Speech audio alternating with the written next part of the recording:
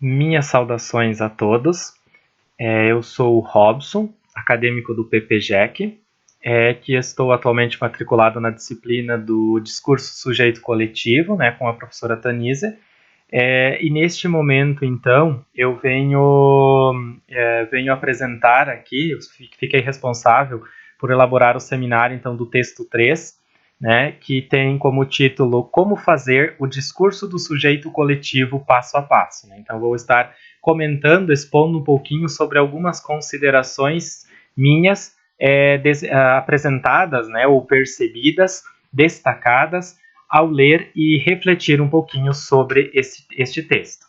Então, como fazer o discurso sujeito coletivo passo a passo, né? Então, os autores aí evidenciam que não existe receita, né, como no preparo de um bolo, né? No preparo do bolo tem as quantidades corretas, os ingredientes necessários, né, que precisam para que o produto, né, o resultado disso, seja de acordo com as condições esperadas, né? Dentro da pesquisa é um pouquinho diferente esse processo, né? A gente não conhece aquilo que eu vou alcançar, né? Então, acaba tendo essa diferença. Por isso, não indica-se, né? Não compara-se ele com uma receita de bolo que tem preparos, tem passo a passo para fazer o preparo.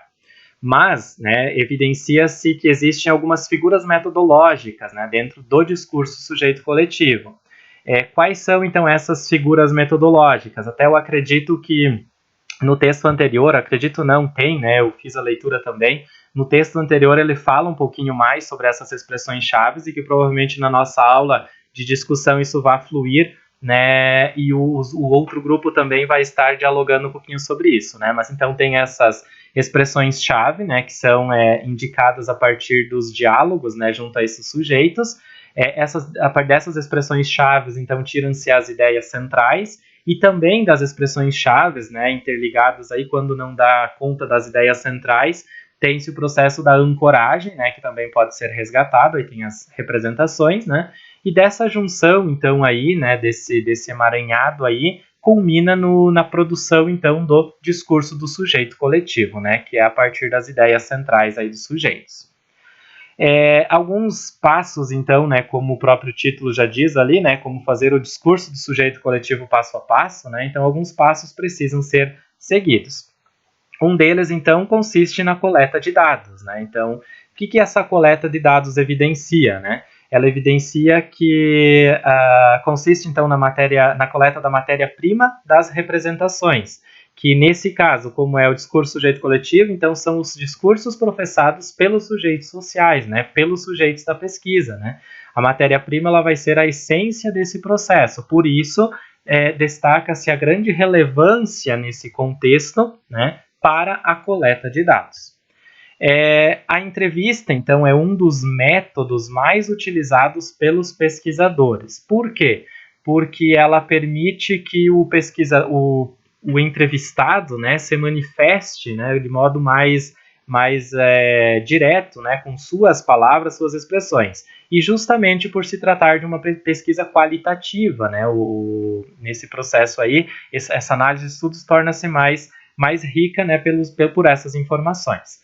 Aí então fica um questionamento, né? Mas como realizar uma entrevista? Será que eu sei realizar uma entrevista? Será que a forma com que eu realizo uma entrevista é a forma ideal? É uma forma adequada, né? Então fica essa reflexão para cada um aí, né?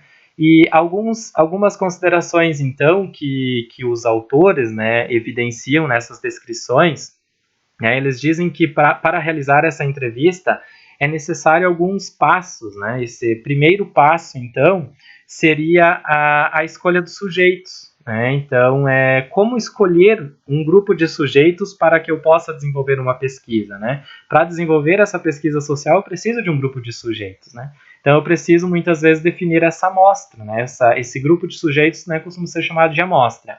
Só que essa amostra, ela pode ter características dependendo do assunto da tua pesquisa, né, do foco dela, de onde você vai aplicar, e ela pode ser, então, limitada, conhecida e que não seja tão extensa, né, ou seja, quando o pesquisador conhece, né, os seus sujeitos, é um grupo meio pequeno, então já tem uma noção prévia desses sujeitos, você quer investigar um pouquinho mais sobre algum assunto ou algum direcionamento, né.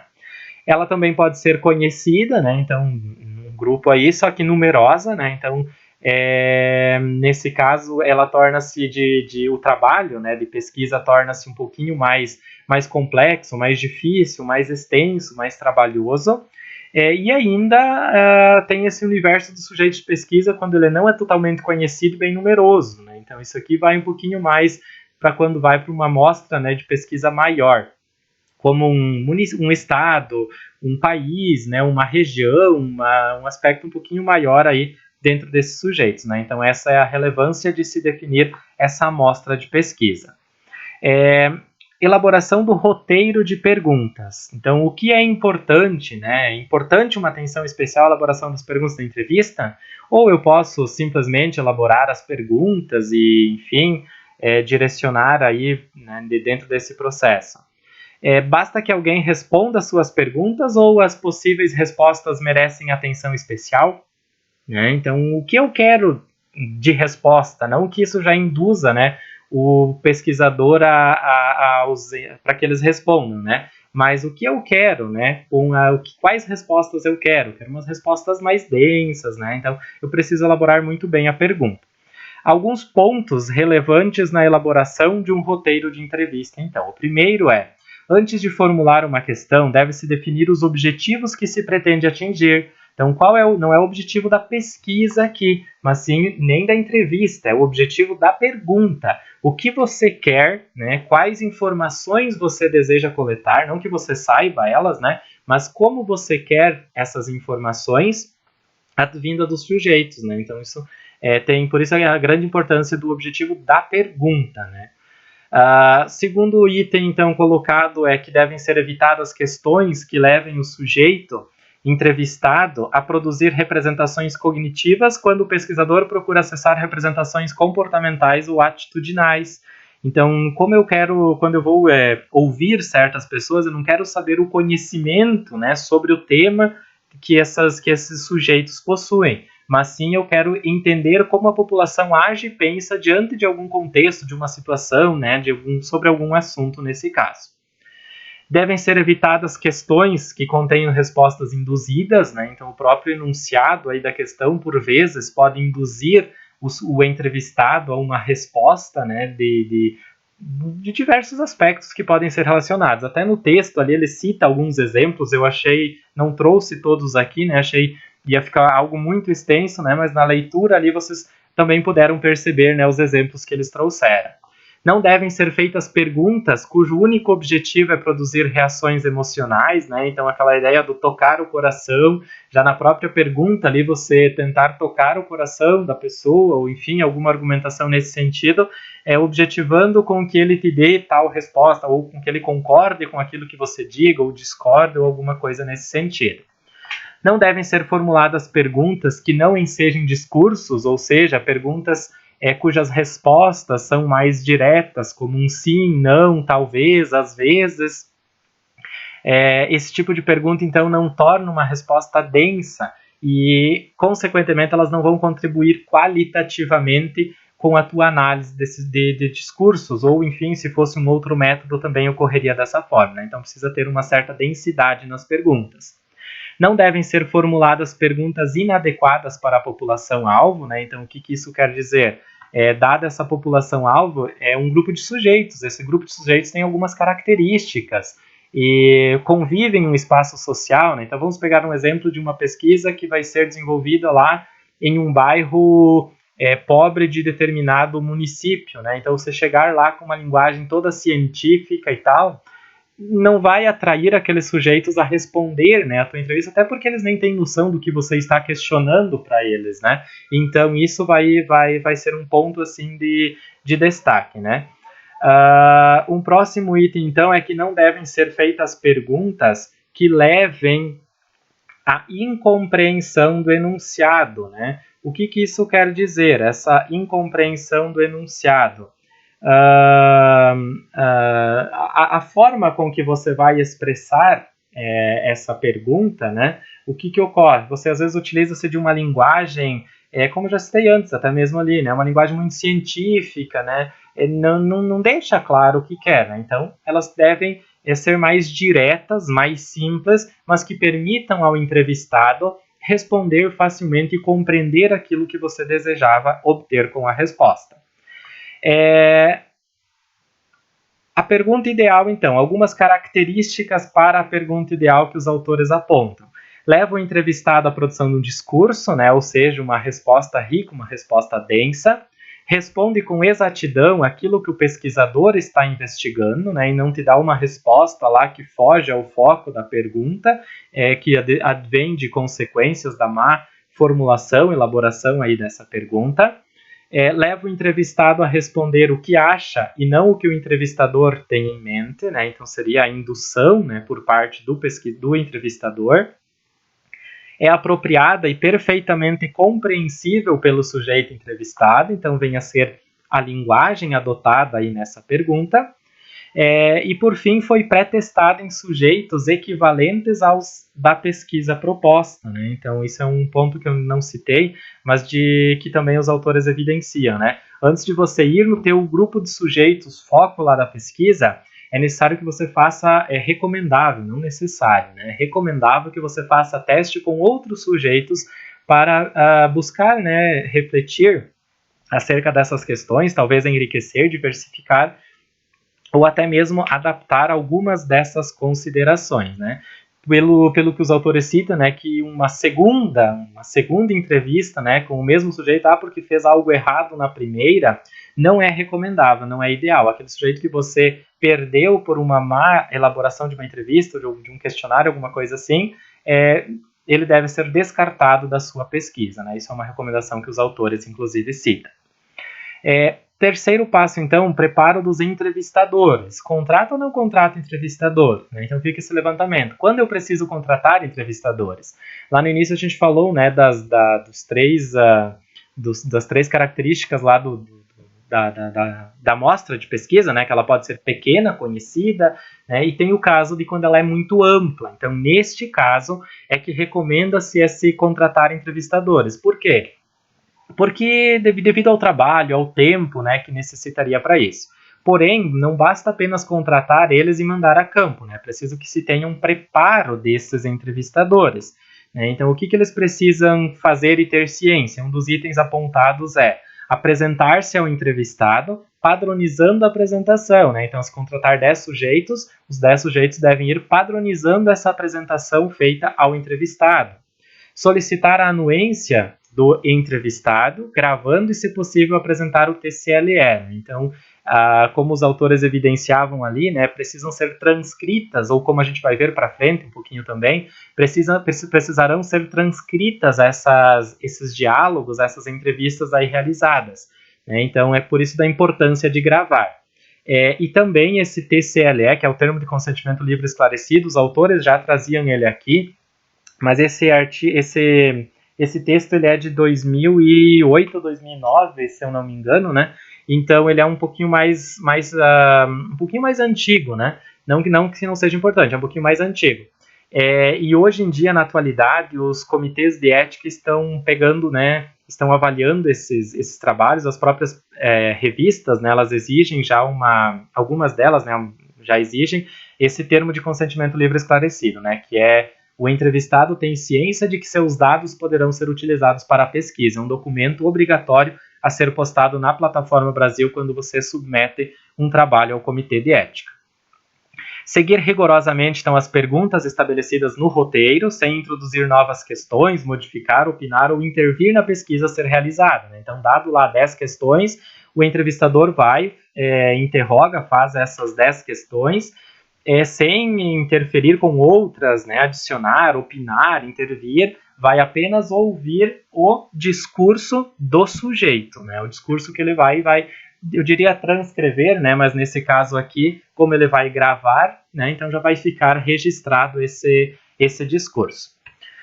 Evitar, né, então, concordar, né, concordar ou discordar é uma das características também que deve ser cuidado. Se as respostas às perguntas não forem densas, né, ou seja, não forem tão ricas, forem muito simples, né, bem aquele sim, aquele não, o entrevistador, então, tem que buscar induzir, né, conduzir algumas perguntas, como ali do tipo, o que mais? Como assim? Me explica melhor, né? Então veja que não está reformulando uma nova pergunta, mas ele está buscando enriquecer um pouquinho mais a resposta, né? Quando a gente se expressa pela segunda vez, né, sobre o mesmo assunto, nós não vamos utilizar as mesmas palavras, a gente sempre vai expressar, né, a mesma ideia, só que utilizando-se de argumentos ou de falas distintas desse processo, né? Então, por isso, é interessante esse preparo do entrevistador para situações como essas. Outro item, então, é o preparo do ambiente para a entrevista, né? E aí eu deixei interrogação novamente. Qual o melhor ambiente para desenvolver a pesquisa? Eu usei pesquisa. Desculpa, ali a entrevista. Qual o melhor ambiente para desenvolver a entrevista, né? Existe um melhor ambiente? Então fica essa reflexão. Isso é relativo de qual é o teu tema, qual é o teu assunto, né? Aí que você vai desenvolver na entrevista, quais são os seus sujeitos da entrevista, né? Mas algumas recomendações é que o local das entrevistas ele deve ser previamente planejado e preparado, né, pelo entrevistador. Então, estar atento a possíveis direcionamentos, né, que podem ser que precisam ser tomados, né, imprevistos que podem acontecer, o que fazer. Não recomenda-se realizá-las em locais públicos, porque estando em locais públicos você está aberto até mesmo hoje em dia, gravações, né, está exposto a outras pessoas, a outros sujeitos, né, que podem interferir nesse processo, e as respostas à sua entrevista talvez possam não ser aquelas que o sujeito realmente desejava falar, né? Enfim, dependendo inclusive do assunto, né, isso é bastante presente, né, por expressar uma ideia, alguma coisa que ele não queria que outras pessoas soubessem, né? Então, por isso, recomendo-se algo mais isolado, né, mais entrevistador e entrevistado. O ambiente, então, não deve ter ruídos, evitando comprometer a qualidade das gravações. Vejam que essas gravações são importantes porque depois vai ser necessário transcrevê-las. E quando você tem algo que tenha ruídos, que tenha, né, alguns empecilhos, né, pode dificultar esse entendimento aí de gravações, e até mesmo ali no momento da entrevista, né, pode estar dificultando essa concentração, eu diria, para a entrevista. O preparo dos equipamentos, né, também é algo que o entrevistador deve analisar antes, né, testar previamente esses equipamentos. No texto ele cita bastante a ideia de gravador, né, a gente sabe que hoje em dia um pouquinho mais com esse avanço aí nas tecnologias digitais, né, existem diversas ferramentas que a gente pode estar utilizando, né, desde celular, enfim, computador, outros métodos que não apenas um gravador, até mesmo com filmagens, né, mas tudo isso deve ser testado previamente pelo entrevistador. O clima da entrevista também é um aspecto que precisa ser levado em conta, né? O entrevistado deve manter-se à vontade no espaço reservado à entrevista, já liga um pouquinho com o ambiente. Permitir ao entrevistado falar livre e abertamente sobre o tema proposto na entrevista. Então, evitar que que a entrevista direcione-se para assuntos que não é o foco da entrevista. Esse é um outro ponto importante, né, nesse diálogo. O entrevistador deve evitar possíveis gestos que induzem o entrevistado a alguma reação, como mover a cabeça, concordando, discordando, né? Então, isso parece que estimula ou direciona muitas vezes o entrevistado nas suas respostas. Então, o ideal é que o entrevistador faça o questionamento e simplesmente interrogações básicas de modo a enriquecer a pergunta, mas não de interferir enriquecer a resposta, mas não interferir diretamente na resposta desse sujeito. O próximo passo, então, é a tabulação dos dados. Para tabular os dados, alguns passos precisam rigorosamente ser seguidos dentro do processo DATD. O primeiro deles é que as questões elas devem ser analisadas isoladamente. O que isso quer dizer? Vou analisar apenas, se eu tenho um questionário com 10 questões, vou analisar a questão 1, com todas as respostas de todos os sujeitos que foram entrevistados. Depois vai passando para as próximas e assim sucessivamente. Copiando integralmente, né, então transcrevendo todo o conteúdo dessas perguntas e ordenando-as.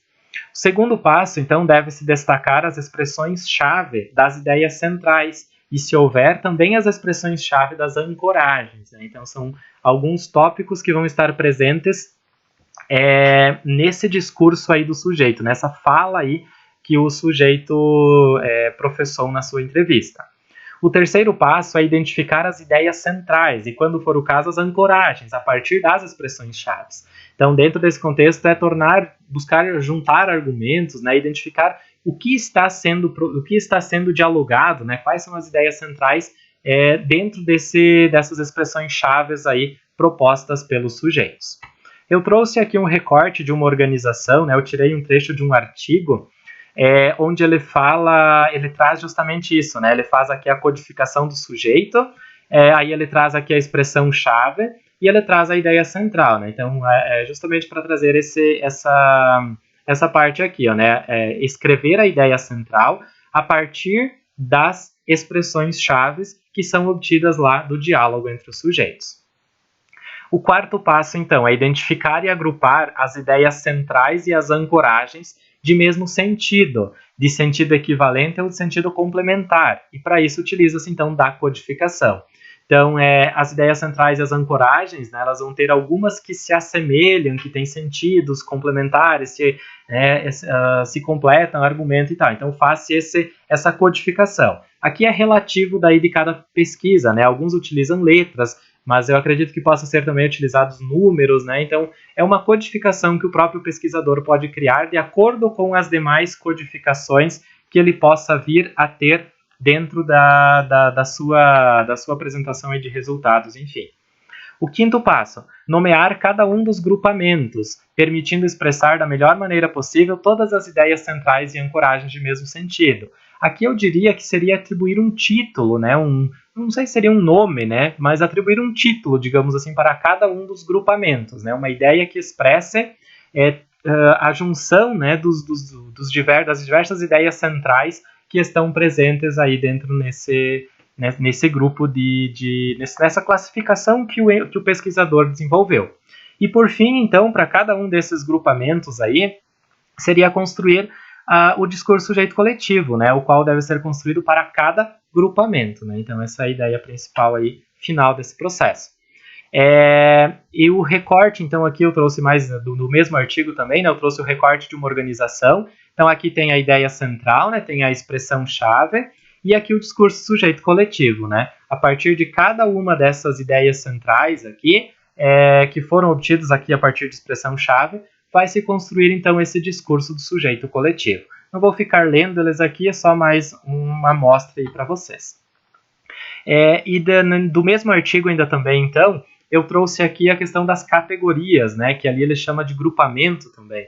Então, nessa pesquisa aqui que foi desenvolvida, chegaram-se em 4 categorias, né, 4 grupamentos, né, e cada um desses grupamentos aqui, ele tem ideias centrais aí como foco, né, como parte integradora dessas categorias.